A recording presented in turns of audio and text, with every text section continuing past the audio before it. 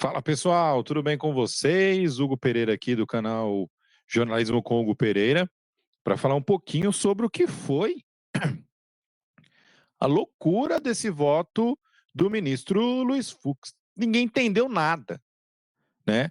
Expectativa desde o início do julgamento do ex-presidente Jair Bolsonaro era, sem dúvidas, de uma condenação de forma unânime, né?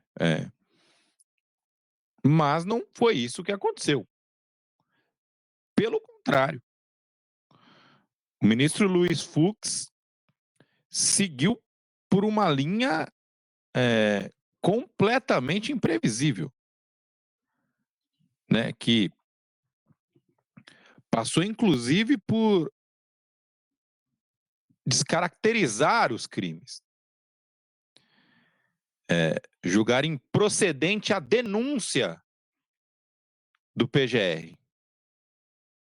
Fica comigo que eu vou te contar tudo, se inscreve no canal, esse é um canal de jornalismo que fala de tudo, tem opinião, tem política, tem futebol, tem Santos Futebol Clube, tem tudo para você. E vou te falar, estou atônito.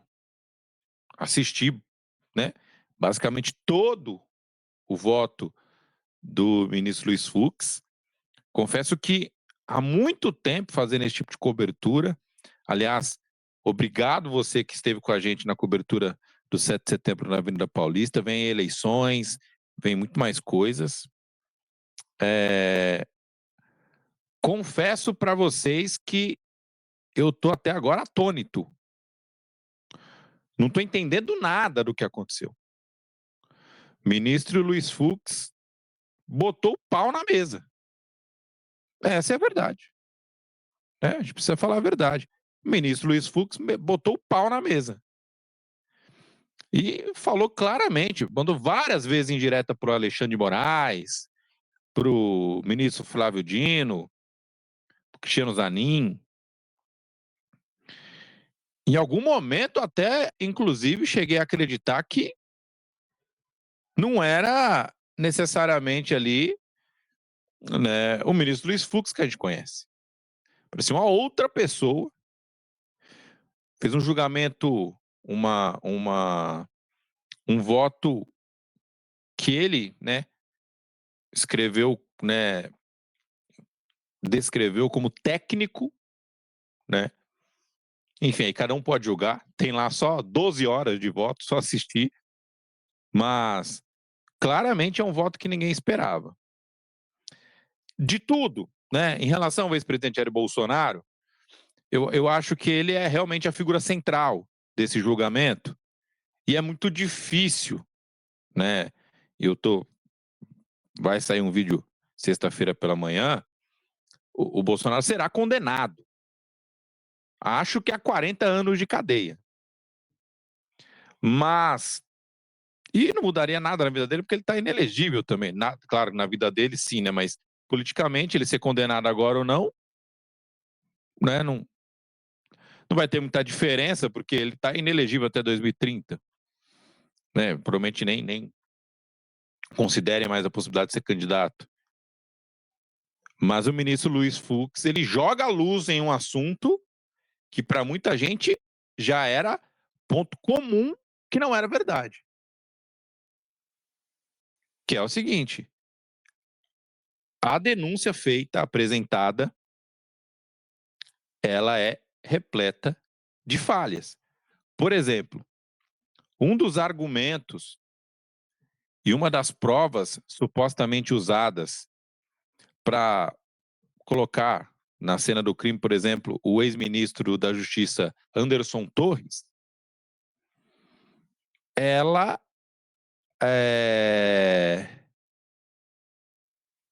ela tem uma falha grotesca, assim, né? Porque se parte do princípio de que ele fugiu no dia 6 de janeiro para, né, facilitar, entre aspas, a entrada dos baderneiros, né, dos manifestantes ali, que aí é uma grande dificuldade que eu tenho também de falar que quem não quebra não é baderneiro.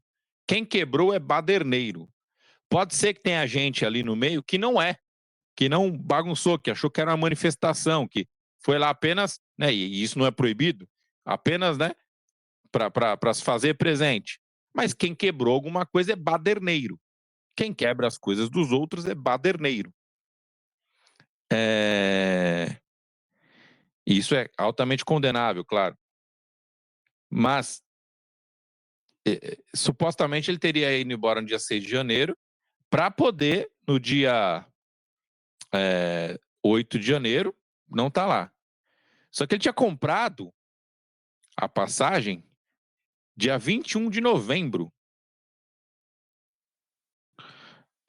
Já tinha passado a eleição, é bem verdade, né?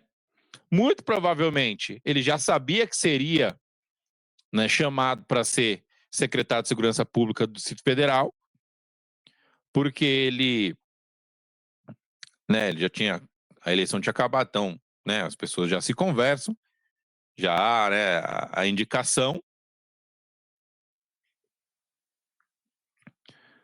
Mas era muito pouco provável que, com tanta antecedência, né, mais de um mês, mais de 40 dias, bem mais de 40 dias, né, quase 50 dias antes, já imaginasse que ia acontecer aquilo e da forma que foi. Porque se você analisar que aquilo foi programado, no sentido de que as pontas iniciadas, porque a denúncia trata disso, né? Que as pontas iniciadas lá em 2020, numa live do ex-presidente Jair Bolsonaro, terminou na tentativa de golpe de Estado do Rio de Janeiro. Um dia vai lá. Isso anula algumas coisas, inclusive o próprio Bolsonaro ter disputado a eleição, né? Porque em 2020, o Bolsonaro não tinha nenhuma chance de perder a eleição. Nenhuma. Mesmo na pandemia. Com a pandemia. Com a pandemia, com o Lula mesmo assim, foi arriscado. Mas ele não teria nenhuma chance de perder a eleição, porque o Lula, inclusive, estava preso. O Lula foi solto, ele estava solto, né? Mas ele estava inelegível. Ele, inclusive, foi considerado elegível em 2021, um ano depois, né? Então, que isso tudo começou numa live lá atrás, e assim, a gente tem que ser coerente, né, nessa questão de que, sim, o Bolsonaro não fala que ele não confia no sistema eleitoral desde 2018, né? Justiça tem que ser feita, né? Ele fala isso desde que ele entrou na política, né? Ele fala aí, aliás, outras pessoas falaram e depois as pessoas foram ficando com medo, né? Ele fala isso já há muito tempo, né? Ele fala isso há anos, né? Em 14 e tal. Então, eu até, assim, eu não sou juiz e eu não vou aqui falar que não houve uma tentativa de golpe, porque eu não sei o que passou na cabeça daquelas pessoas ali. Faço a menor ideia. Mas eu posso usar a lógica para dizer que uma coisa não tem relação com a outra, porque Bolsonaro concorreu à eleição, quase ganhou a eleição, gente.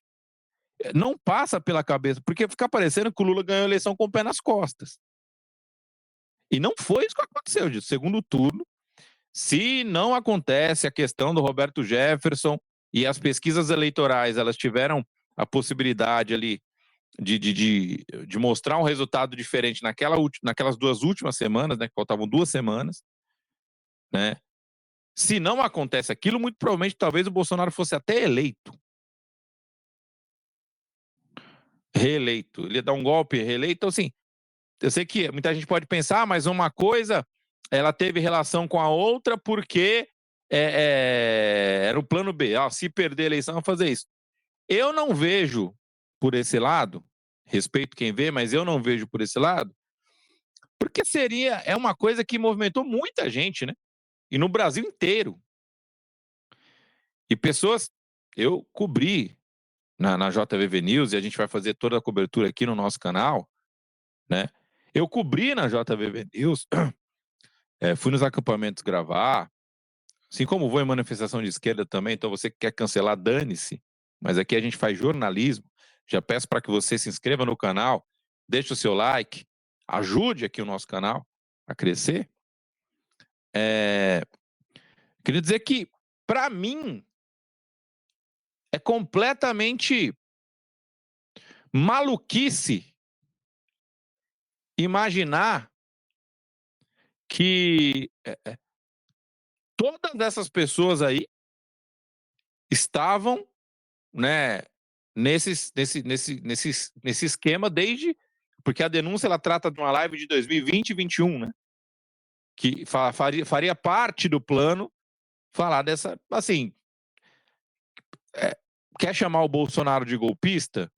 Eu acho que até em algum momento teve um discurso muito radical e que pode colocar ele nessa posição, né? E a gente tem que ser justo em relação a isso, que o discurso não é adequado, né? Acho que da maior oposição da história que ele poderia fazer, ele escolheu, politicamente falando, dar arma para o inimigo, e a campanha do PT para 2026 está prontinha, né? Mas é muito claro, na minha opinião, que o Anderson Torres, e era isso que eu estava falando, é quem mais sai ganhando. Eu acho que se tem alguém que vai sair aí ileso dessa história, é o Anderson Torres, ex-ministro, né, da Justiça. Porque realmente a ligação dele seria essa. Sobre a minuta de golpe que teriam encontrado na casa dele, e eu vi uma matéria da Globo falando que era a prova. Aliás, a matéria da Globo, vou dizer, hein? Matéria do Fantástico. É terrível, né? Terrível. Horrível. Falar as provas e não mostra prova nenhuma durante se tem, não mostrou. Eu até acho que tenha muitas coisas. O Anderson Torres supostamente teriam encontrado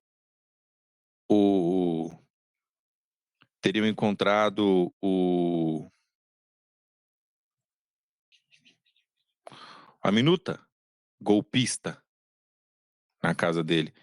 Mas essa mesma minuta, não sei se é a mesma, mas algo parecido, me recordo bem disso. Os apoiadores, né? E o ministro Fux até chegou a citar sobre as defesas também. Os próprios apoiadores, né, levavam muitas vezes essas minutas. Então, eu acho que é algo que a gente precisa entender. A ver os votos de amanhã, os próximos votos, né, os votos de hoje, perdão, os próximos votos, para ver o que vai acontecer. Mas Bolsonaro será condenado. Mas eu acho que assim, o precedente está abertinho para existir contestação. Se inscreve no canal, deixa o like, me ajuda bastante aí. Vamos embora, vamos falar de tudo aqui no nosso canal Jornalismo com Hugo Pereira. Valeu!